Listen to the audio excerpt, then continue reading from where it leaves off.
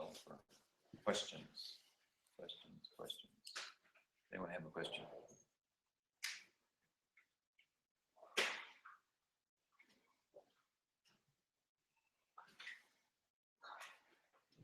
I have a lot of questions. Sure. I can't really, I want to ask you about the nature of temptation. Temptation? Yes, or what drives me to do things that are dangerous on purpose. That's one thing I wonder. It's discussed in Bhagavad Gita, actually. And Krishna gives us kind of a simple answer, but it's fairly profound. And he says, actually, Arjuna asks the question, what is it that causes me to do things? He phrases it a little bit differently, but they're not in my interest, even when I may know that they're not in my interest, and I do them anyway. And Krishna says, what is it? Kama. He gives the answer to kama. Now, kama is a Sanskrit word that means desire. It's often translated as lust. In a more, for a couple of reasons. Lust, because lust is often is identified with sexuality and so forth, and in sexuality we can probably get more distracted in than that it can consume all of the senses, so to speak, at the same time. Distracted from the inner, from self, its prospect. But also, in a broader sense, we may lust for this, that, or anything. Hanker for it, thirst for it. Said it sounds like a kind of a simple answer, but it's pretty comprehensive at the same time. And I guess you could say that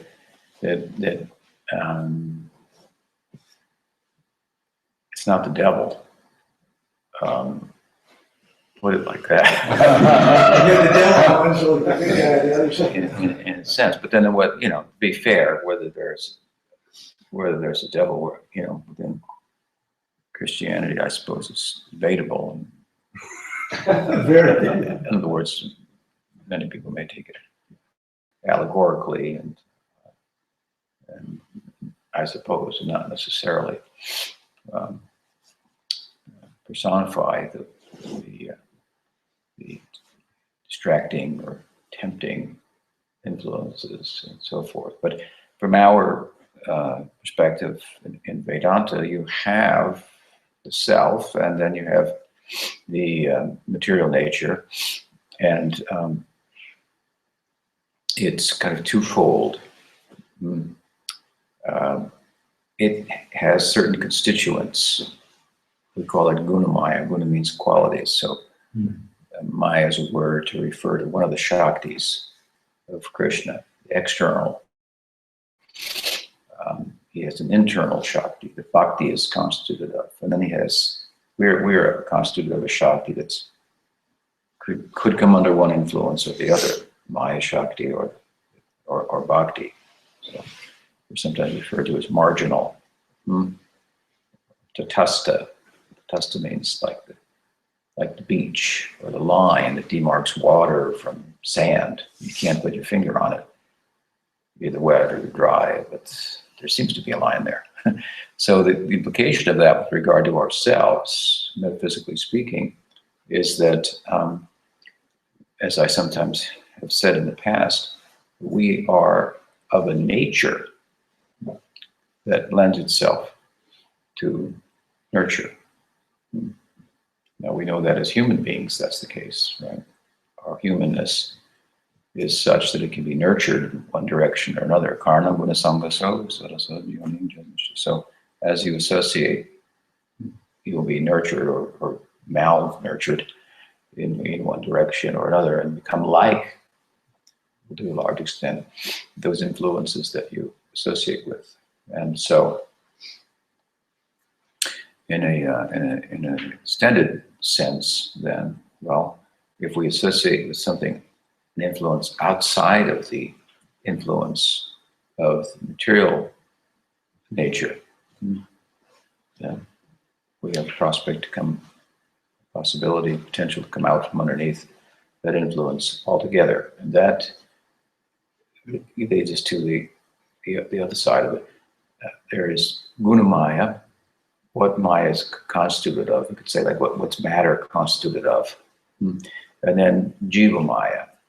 Jiva maya means whatever it's constituted of, it has a kind of a diluting influence. Maya also means that which is not. It appears one thing, but it's something else. So we readily experience, to one extent or another, that there is an influence that deludes us to think what something is other than what it is. And it's all too late when we find out that often that it's other than what we thought it would be. So these are not just some obscure ideas to like, you have to dogmatically identify with. We see practically that this is the case in our lives, and you're asking about it. So in our school of thought, then we attribute a certain power to material nature, to obscure and delude and give an appearance of impermanence and cause us to experience life as if we're under threat of non-existence at some point, something like that. So guna maya and jiva maya. So it's constituted of something, and of course sacred texts talk about it in a particular way. In modern society we talk about it in a particular way, and in ways that change also. Now, what matter is constituted of, this remains a huge subject. It's interesting because there's been considerable effort to reduce consciousness to matter, only to realize we don't even know what matter is yet, so we got to hold off here. But anyway, it has a diluting effect, jiva maya. So whatever it's constituted of is perhaps less important. And what's more pertinent to us is it has a diluting influence. We're under it, so we're distracted. So, one of the ways in which we talk about its influences with the word karma, and Krishna invoked this word. So it's Buddha used the term trishna, thirst for things, desire. It's the same idea. Krishna says desire is the problem. Well, that's pretty. What causes me to desire things that aren't in my interest? But desire is the problem. Something like that. He means the whole range of desires that arise from identification with the show of material nature, which is encore after encore. It keeps going. It never stops. There's another number, and another number, and so forth. And each one purports to be the one that will make your life fulfilled and complete and so forth. But it doesn't. I've often said it's like continuous offering of appetizers, but the full meal never comes. So the result, appetizers tend to be a little rich, so indigestion is the result. So there's our very identification with matter, which is inevitable. I mean, that's the whole issue here. We are consciousness. We're identified with matter. Consciousness has the power to identify itself, project itself into things and give them meaning. As I've said, so why our house has more meaning than somebody else's house, because we are in it. I don't mean that we're physically in it. We are, but we also, it's by saying it's mine, we've gone into it. We've identified with it. So if something in it breaks, it's a problem because it's mine. If your house breaks, well, it's too bad. I hope you get it fixed. And you go back, you know, to whatever, to what's yours. So what's yours is you. What's valuable is you. What's actually driving you is you, as ourselves. But we project ourselves into matter and give it meaning, and then we think that our happiness will derive from it. So the idea is to sort that out and pursue the self. But even in the context of trying to do that, think along those lines. And our conditioning from the influence of nature. Here we are, an entity that is of a certain nature, as I said, that lends itself to being nurtured. We've been nurtured by identification with material nature for a long time, forever, since the time without any beginning. So to come out of that is not difficult. Human life is the opportunity to come out of that. It's what distinguishes it from other forms of life. Here in human life, the opportunity to act voluntarily is increased, to do something philanthropic, altruistic, sacrifice, or something like that. In less complex forms of life, you find lesser, if any, expressions of such, because the Atma, self, is not different in one sense in any species of life, but the form that it's in, as much as it's identified with that form, it's accompanied by, the identification is accompanied by certain limitations. And so the rational faculty is something that's is prominent in human society. Abstract thought, we could say, in one sense, distinguishes us from less complex forms of life. And so we are pressed with and perplexed by the question, why? Why am I? Why do I do things that aren't in my interest? Why am I? Why? It's not a how question, how to eat, how to sleep, how to protect yourself, or something like that. These questions are answered by nature, because they're relative to the body, and biology and psychology. But why am I? Why? Questions about value, about meaning, and so forth. These are all such value and meaning is all derived subjectively. Understand? We give meaning to things. We call it a house. Well, you know, what is it? It is to us. What is it to some other species? Who knows how they think about it? So abstract thought and why means value, meaning, purpose, and so forth. And all of the whole realm of justice, purpose, meaning, value, right, wrong, it's all subjective. It's all appearing outside of the physical realm. It doesn't fit inside the physical realm. Many people in philosophical scientific community try to fit it in there, but it's difficult to fit in there. So we don't think that it fits in there. We acknowledge that there is consciousness is different from matter, from things, and from thoughts, and so forth. But it's in human life. That's just coming to the fore. In other forms of life, the influence of material nature is more overwhelming, such that we can only pursue or think about basic necessities for the most part, not ponder purpose, meaning, and so on and so forth. Now, when we do, as human beings, and I think this is what you're talking about, we do ponder meaning and value. We find, nonetheless, and even if we come to certain conclusions, that there's a force, it seems, that draws us in another direction. I mean, have you ever done something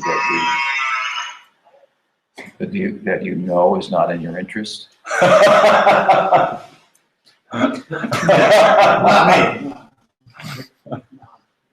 So you might be better asked, have you ever done otherwise? So we do that.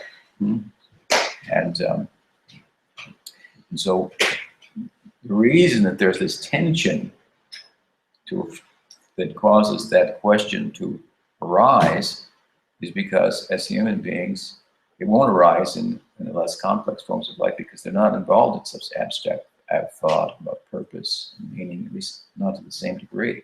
It really differentiates us from less complex forms of life. And so, therefore, there's this tension. And what the tension is that which is a unit of meaning and value, the self, is come to the fore, to the front more, the human form of life. It's a special form of life. If the material conditioning and influence and nurture is one that imposes limitations on the self, apparent limitations. You may not be limited, but if you get put in jail, you'd be limited. You could do all the things on a limited scale because of the shape of the situation that you're in, something like that. So anyway, in human form of life, there's this tension because the self is coming out. So if we look at the influence of material nature as limiting, inhibiting, you could use like an example of incarceration. There are different levels of incarceration. You could be in solitary confinement. You could be behind bars and get out every now and then, like a candy bar, and smoke. Or you could be, under house arrest, with a computer chip or something. Different degrees of that. So to use that analogy, human life is kind of like being on parole, something like that. So you have freedom, more freedom, but with that comes certain responsibility also to behave. You can choose how to behave now. Whoa, it becomes a quandary, how to behave. And I may choose to behave in a certain way, but I find that I'm driven nonetheless to behave in a different way. So what is the force? It's kind of your question that does that. And that is the conditioning that we're coming from. So in human life, we find this tension. The animals are not troubled by this kind of tension, how to behave. They don't say, why did you do that? No. One cow bumps another. But for us, there's this tension, and the tension is because that which is not part of material nature, and that we are constituted of, is now coming to the surface. And that's why I've said before, in human life, we tend to feel that we could do anything. And so, therefore, we feel we could fly in the sky, we could dive to the bottom of the ocean, and so we build planes, submarines, and so on and so forth. Unlike fish and birds, for example. Bird flies high in the sky, and as far as we know, doesn't think, boy, I sure would like to go to the bottom of the ocean. And those at the bottom of the ocean don't think, I sure would fly into the sky. But we want to do both those things and everything else also. And our reasoning about it is because actually the self is is only in a situation where it's temporarily limited by its circumstances and by its influence. Otherwise, it can't be drowned by the water. It can't be killed by lack of oxygen at high altitudes, and so on and so forth. And it's feeling itself, it doesn't know it, and it tries to express what it's about by pursuing the experience of the world from every possible perspective. The point of Vedanta is you've already experienced that through so many different forms of life, better than you can. You know, it's better to fly as a bird than in an airplane. There's much less risk and no fuels, well, limited. No pollution, so on and so forth. But so that our efforts, if you will, to be all that we can be are misplaced, misdirected. We are something within that is to be explored and realized is transcendent to all the limitations that material nature imposes in all forms of life. And that's what we feel we are, but without having good guidance as to how to go about pursuing that, instead we're building airplanes and submarines and so on and so forth. And so, therefore, as they say, the human life is like this point of tension in a way that other forms of life are not, and they don't experience the same tension. The tension is good. Tension is good because we can think it out, and why do I do things that are not in my interest? And then the ability to overcome that will be enhanced considerably by reasoning about and hearing about what is in my interest. If my interest and the scope of my interest, the possibilities for me, only lie within, in relation to matter, by shifting the ground here or there, changing the scenery, and so on and so forth, it's questionable whether we can get enough impetus, compelling impetus, to change our lives significantly, or even if they will change significantly by one adjustment or another adjustment. Obviously, you know, to be a homeless drug addict is not the same as you know, having a good income and whatever, and house with a fire and so on and so forth, and keeping warm. And there's philanthropic people, altruistic people, and there are more selfish people. So there's a gradation within nature, but whether any adjustment within the world or in relation to matter, that environment, that nurture, whether any adjustment is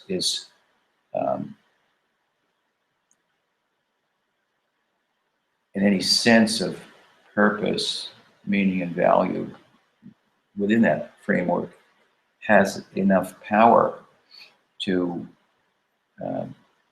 act as a compelling force to change. Some do, I mean, obviously more than others. You can get involved in some great campaign to help save animals or starving people or the planet or whatever, whatnot. But it's somewhat, what we are speaking about, I think historically shows in human history has a spiritual ideal, has the greatest potential to serve as a compelling influence to change your life in such a way as to forego to overcome the tension and forego the temptation to do things that are not in your interest. And they also, within our school of thought, of course, Vedanta, they also point out things that are not in our interest that we might have thought that were. We might distinguish one thing from another. You might think, hey, smoking pot's better than drinking beer. Okay. Still getting it talked about. Exactly. So what we are talking about, what the Bhagavad Gita talks about, what the Buddha talks about, what all the great spiritual and mystical traditions talk about, to one degree or another, they have something in common, but they have differences that are internal, that speak, from our perspective, of the nuanced nature of transcendence, relative to the way in which it's approached. They all have some common ground in terms of their of weighing in on the influence of material nature, and the need to rise above that and to give compelling reason to pursue such a life and set an example. That's why you have great traditions, because they were great saints, mystics, that, as we said earlier today, they weren't self-promoting, but people were promoting them and attracted and drawn to them. So traditions, different spiritual traditions form and so forth. So I think that this is the basic answer to your question, is that this tension that we wonder about is what human life is about. And it's a good thing to know that there is such a tension, and think about it and ponder it and so forth. Because that kind of questioning, inquiry, introspection, so forth, is what human life is most suited for. And if we ask the questions in the right place, then we may get a wealth of insight into how important that question is, and how important it is to fortify oneself in one's pursuit of rising above those influences that cause me to do things that with my own intellect I can understand are not in my interest. The problem here is that with in one sense, with my intellect I can understand it's not in my interest, but I do it anyway. So it implies that intellect is a little weak unto itself in terms of affording us the capacity and strength to forego the temptation, or whatever we want to refer to it.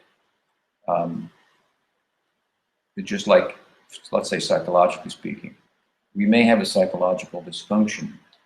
We may not know it, but with good guidance, we may become aware of it. But because of our childhood, we've been wired in a certain way, and so we default a certain way that causes this problem and so forth. Well, that intellectual understanding is not sufficient to solve the problem. It's a good start.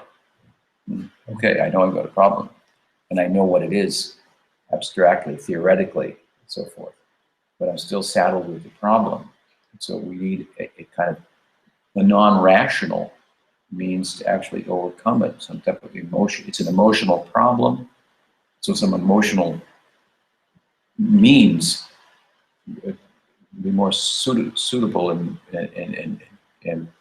capable of suitable for dealing with, capable of dealing with the problem, rectifying, changing, bringing about the change.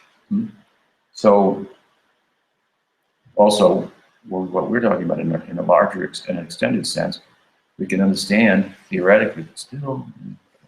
So it implies that the intellectual power of intellect is somewhat weak.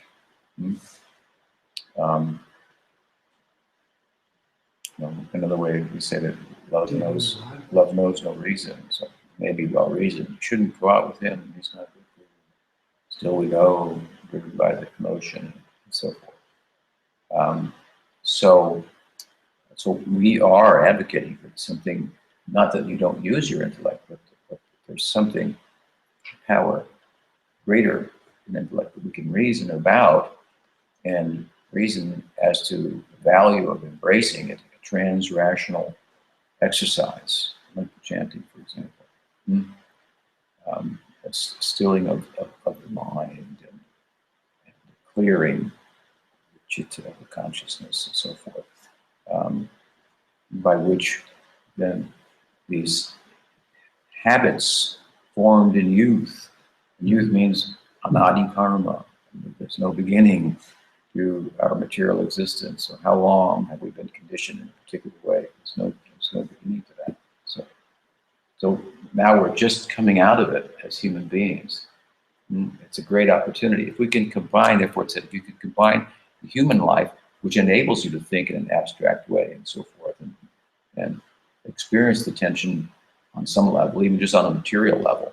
If you have that human life, that vehicle, and you have sadhusanga. Sadhusanga means saintly association. Then you have all you need. You have power, potential to cross over, because sadhusanga means this other nurturing influence, the influence of bhakti. You have the Maya Shakti, you have the Sarup Shakti of bhakti, and they're both in the world, and they're always in the world. There's no beginning to karma. There's no beginning to bhakti. The difference, though, is that there can be an end to your karma. While karma goes on, your karma can end, and by the power of bhakti. So superior association is kind of the solution to the problem. And I think that when we ponder the tension that you bring up and so forth, we inherent in your question is the sense of your own, and I mean collectively our weakness. There's a weakness that we have. So, you're not going to get over it, but physically, or even by what I'm saying, even by a mental or intellectual exercise unto itself, it will be insufficient to overcome that conditioning, that influence. We're strong when we understand our weakness. When we understand our weakness, then we're in a strong position, because, well, we can ask for help, assuming that help is available. So the chanting is like that. It's like a cry, in a basic sense, for help. So again, the question is good. And there is a solution to it, but it comes from outside of ourselves, so to speak. Otherwise, why we're in this condition to begin with? Yes, we're a unit of Satchit Ananda, but still, we're small. And so in the face of the entirety of material nature, the spark of the fire can be obscured by the smoke in a way that the fire cannot. And so we're like the spark, we can be obscured. Smoke also comes from fire. So Maya, material nature, it's also an energy of Krishna. Krishna is the fire. Smoke is the material nature in this analogy. We are the sparks, and the heat and light of the fire are the luminosity, the knowledge, and the heat, the feeling, the love, the samvit and adini of Krishna's internal energy. So Krishna, you can think of God as the fire, and it generates heat, light, sparks, smoke, without trying. It's just part of it. It happens, what it is. And these are you have in this four things. You have the fire, you have its energy of heat and light, you have the spark, and you have the smoke. Now, when you go to the smoke, you've got something that's part of fire. In that sense, it's one with fire, but it's more different than it is one. Fire illumines, it lights, and smoke obscures. They're opposites, in terms of their influence, but still from the same part of the same phenomena. Hmm? And then you have the spark. So again, we're the spark. So we could thrive in the fire. We could also live in the smoke, but we don't have enough power of illumination unto ourselves to dispel the smoke. Hmm? So we can be a spark in the smoke. Hmm? This is kind of our present condition. Or we can come within the influence of heat and light. So we can go one way or the other way, right? We're the marginal in between, tatastha. And then heat and light, they're so much like fire that it's hard to separate from fire. What is fire without heat and light? You could kind of imagine fire without sparks or fire without smoke, but fire without heat and light. So this is bhakti. It's this internal energy of Krishna. It's more like Krishna than it is different from Krishna. It is different, more like. Smoke is more different, but it's also like, it's part of the fire. It's not separate from the fire. So the fire is God. This is the heat and light. This is the heat means feeling. So hladini, bliss, ananda, love. And light means luminosity, knowing, samvit, awareness, consciousness, cognizance. So the kind of comprehensive knowing and subsequent joy, happiness that involves behaving, acting in a certain way. This is the world of bhakti, so to speak. So this is kind of a picture of reality. It's got these basic components. And in the analogy, we're the spark. So if we come under the influence of heat and light, then we kind of, let's say, to use another analogy, let's say I have some money and I've got great ideas, but it's not enough to make them happen. So if I connect with a person who has more capital, then they can be realized. Right? So by connecting with the Swarup Shakti, we increase our capital. And the power then to overcome the smoke becomes ours. So the solution is, the problem is the solution is partly within us. In that if it weren't for us, there wouldn't be a problem, but it wasn't a cognizant being, a unit of consciousness. And with some lending ourselves to good association, getting theoretical understanding, applying it, and so forth, then from outside of ourselves, we can find a solution to the problem. So when I say, why am I weak? It's kind of what you're saying. We all are. And that's a strength then, to begin to understand one's weakness. Then there's hope. You take someone, for example, who's addicted to drugs and say, I'm not addicted. So I can give it up if I wanted to. Then he's already gone here. It's just going to get worse from here. Until there's some acknowledgement there's a problem. And our problem is obvious, again, very simply, as I said earlier. Have you ever done something that you knew with your intelligence was not in your interest? Well, yeah, a few times today, perhaps. So it's a problem. It's a problem for everybody. And intelligence is not sufficient to solve the problem. You could become very intelligent and you could, it does have some power, but it has its limitations also. Power of reason has its limitations. And also there's many ways in which you can reason. You could end up reasoning that actually it was okay what I did. I wanted to get over it, and so you can just go round and round and round in circles with reasoning.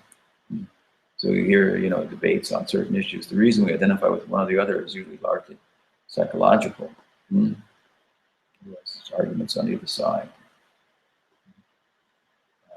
So, therefore, the position in Vedanta is that reason and argumentation is not something that unto itself can give you real permanent standing, conclusive knowledge or wisdom. That doesn't mean it doesn't have a place. It has an important role. Use it. I mean, you have to use it to have this kind of discussion. But we're introducing the idea. I'm introducing when we're talking about the idea. There's a solution to the problem lies, in one sense, beyond ourself, but in another sense, not beyond ourself, because the spark is part of the fire. So, understanding more what we are as we're a derived unit of being, knowing, loving, we have a source. And so to connect with that. So in that sense, the solution is not beyond ourselves. It lies within our potential. We have our nature that lends itself to nurture. We have a potentiality. We're a dynamic unit of being, so we have a potentiality. But that potentiality involves or includes understanding what we're connected with. That's what was the position of Brahma at the dawn of creation in the Bhagavatam. He wanted to know his source.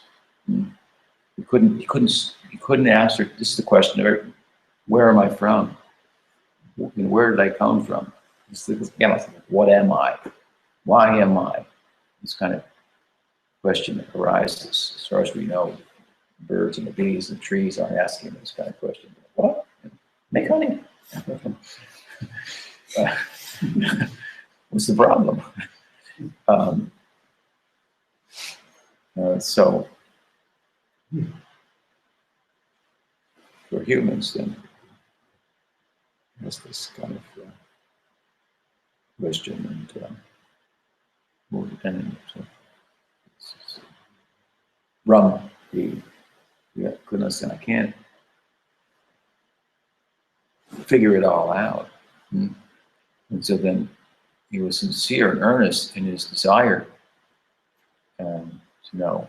And so he got a response. The sound, tapa, came. These two syllables, Sanskrit out, tapa, which means the way of knowing is sacrifice.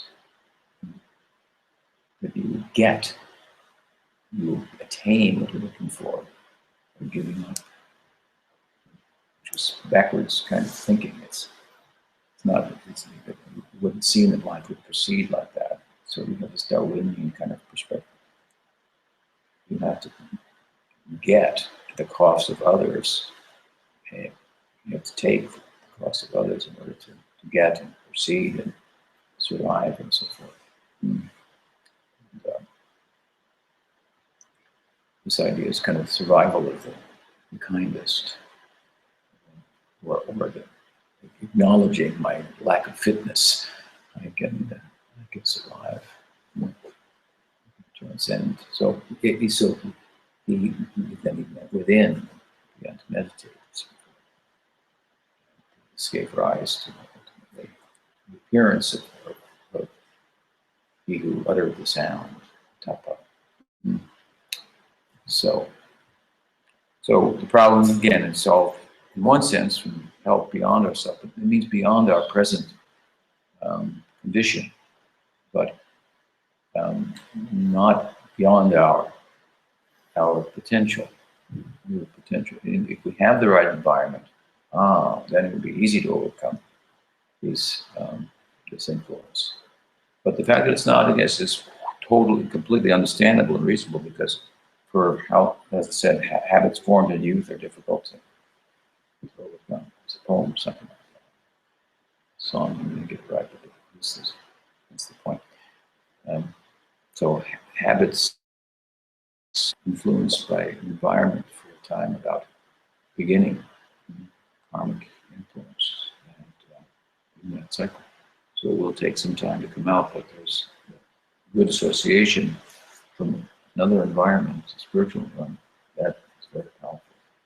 I mean, it's basically ignorance that we're talking about. And so the solution is knowledge. Bhakti is certainly a form of knowledge, which is Raja Vidya, full face of knowledge.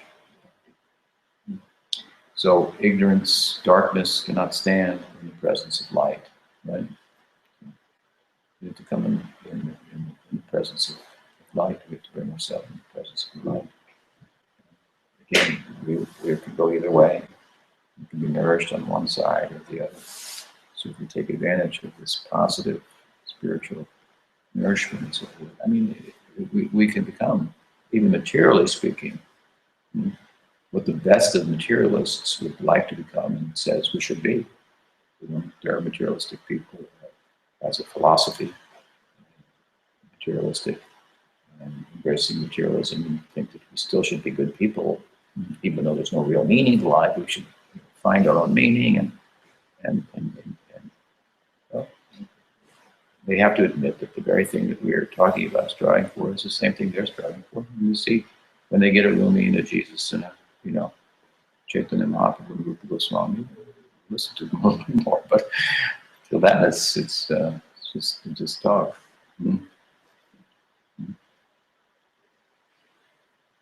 We have some success on the side. People really rising above the human passions, or harnessing them. It's basically what you're talking about. Krishna says this lust that distracts us, this desire, it's seated in intelligence, in the mind, and in the senses, or in the body. And one of the implications of that is that you cannot solve the problem with the body, with the mind, or the intellect. The problem is in those things to begin with. So unto themselves, they can't solve the problem. Now they can be utilized in the context of solving the problem, help from beyond that influence. And that's what we're involved in, sadhakas as practitioners. How's that? There's a lot to think about there, but would you say that is sitting around more important question? No, it's fine. No. But what you was talking about, what do you think the relationship between that and the idea of wanting to experience all these things all at the same time? Last night, walking back just to drive down to the place we're staying, looking at the stars, I just wanted to stay there. Because I wanted that experience to see the stars for that long. It seems like that's still an attachment to this experience. That is, why do I want that for me? Is there some relationship there? Something else? I think there's it's not a properly understood. It's not a problem to be I guess what I would say, appreciate and express some sense of awe and wonder about the world. I'll give you an example. Once I'm a sannyasi, means or enunciate, so certain vows of renunciation and lifestyle and so forth. I embraced in 1975. And shortly after that, this was this time of year in India, shortly after that, Prabhupada, my Guru Maharaj, came to America. And at that time, we had acquired a building in Manhattan. It was an 11-story building. He began his mission in the Bowery in New York on the streets as a homeless person coming from India, chanting. And that was in my 1965, so 10 years later. he had room on the 11th floor of this building that had come. Krishna had provided for him, so to speak, to look back over New York, and, you know, that he had been, that bhakti had by the influence of bhakti, his material situation had improved. He had improved the lives of so many people, and so on and so forth. But anyway, he was on the 11th floor, and it was a rooftop garden. It wasn't a fancy place, but it was nice. And so I was not on the rooftop, but in his room, you know, you could see the sky. I was young, maybe 25 years old, and renunciate. Right? So Prabhupada said to me, "Have you seen the New York women?" Was he testing me? He said, "They're so beautiful." And then he went on speaking about them, and then as he went on, he said, and he kind of concluded. He said, and they capture by their beauty the men, and as a result, all these buildings are going up. And then he said, "This is Vishnu Maya."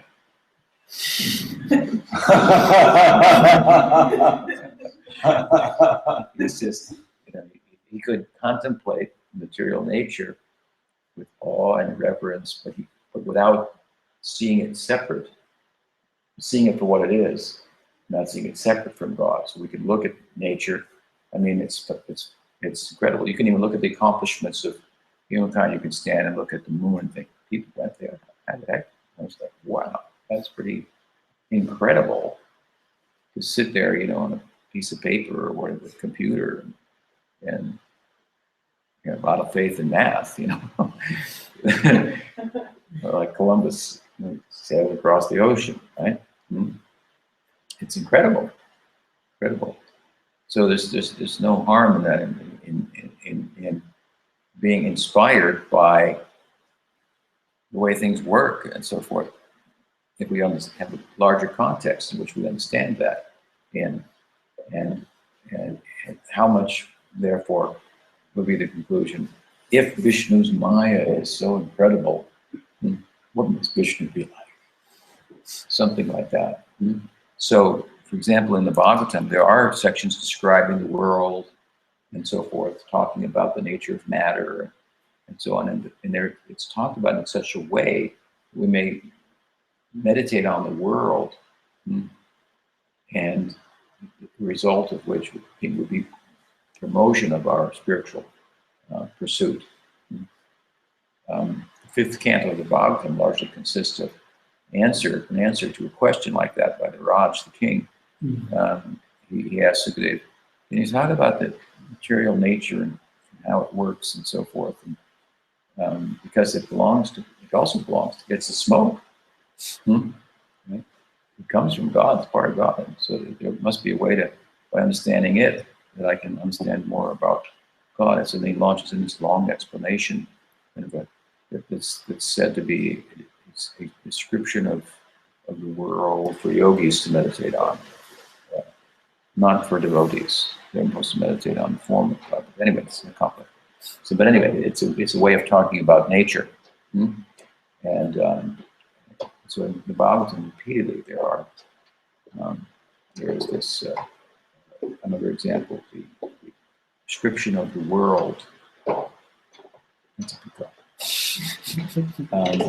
In which the world is viewed as a form of God. So its eyes are the sun and the moon and the trees, or the hair on its body.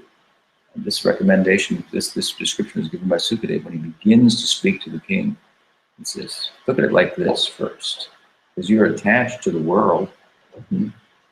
That's the problem. But let's make that attachment part of the solution and look at the world and describe it in this way. Describe God in relation to the world. So there's a place for that. And you go here, go into redwood forests. I mean, it's incredible. You walk in the forest. You should go down to Hendy Woods, for example. There's big trees there, really big trees. Right? And you walk amongst those trees, and you will get there's a potential to get displaced in terms of how we ordinarily walk and think. I'm walking and I'm seeing everything. I'm the subject here. Right? And suddenly you walk amongst these trees and start feeling like they're the subject. I'm the object. And that's good. You can have an epiphany even. You could drive out here just 13 miles to Elk, and then you're at the ocean. And it looks like it's infinite and awe-inspiring. So these are, it's not incompatible.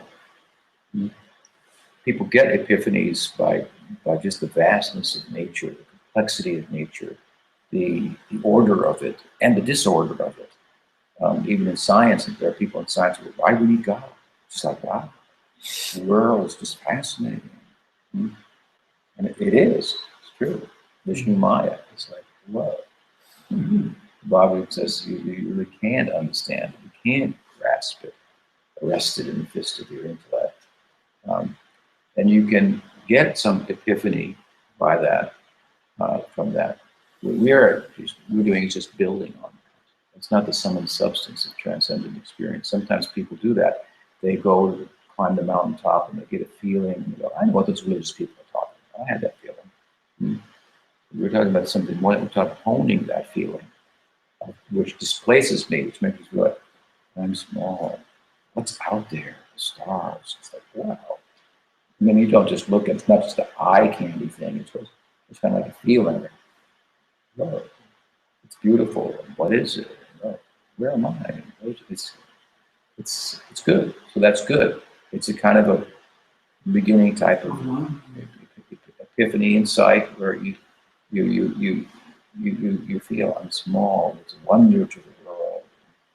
And so it creates kind of like a fertile ground for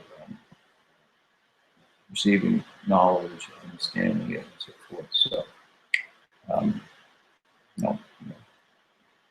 so it doesn't have to be incompatible with spiritual pursuit. I give a good example of Prabhupada. He's like a beautiful woman. He's a renunciate himself. No attraction. Fascinating. So how? Yeah. It's said that the nature, natural environment has a sattvic influence upon the self. Sattvic means it's an influence of nature that's illuminating, relatively speaking. Brings clarity. And this is a form of the clarity. I'm small. It's vast. It doesn't matter if you look up, out, in the Broadway, or you look inside the atom, inside that, and where does it go? It's like, you should come away from it with not a sense of, yes, we're going to control it all, just a matter of time here. We're going to control it. That seems very profane to think like that. You're going to control it all. I'm big. I think that the true investigation of nature, by a truly scientific, in the sense, unbiased approach, it really creates a wonder. And that's good, which means an openness. You might not be swayed by fundamentalist religious arguments and so forth. Good reason too. But that kind of openness is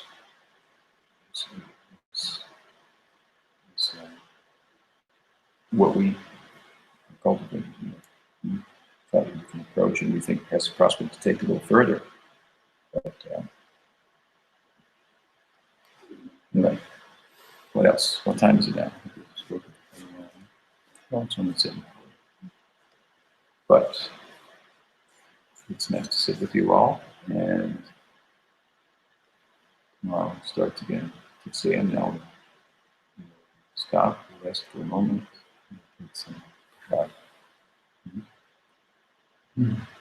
Shri Sri Gaur Nityananda ki jai, Gaur Mahamotsav ki jai, Gaur Bhaktivinoda ki jai, Gaur Premanande Guru Maharaj. ki jai,